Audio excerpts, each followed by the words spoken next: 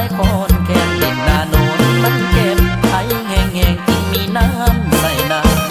สนใจอยากมาไทยนาโนนมีเฮาสองคนดำนาโนนบ่มีปัญหาไอ้นี่สำนานเด้อตะหวานเรื่องการเฮ็ดนาไอ้นี่สำนานเด้อตะหวานเรื่องการเฮ็ดนาก็ให้น้องแก้วตาเกมันกาเวลาดำฝนตกลงมาน้องแก้วตาอย่าตกใจถ้าจะยกคันไทยปักลงไปให้มันจำให้ลงกลางห้องอ้ายและน้องสวยกันดำให้ลงกลางห้องอ้ายและน้องสวยกันดำจะสวยเลยคำเอาผ้ากันดำให้มันแล้ว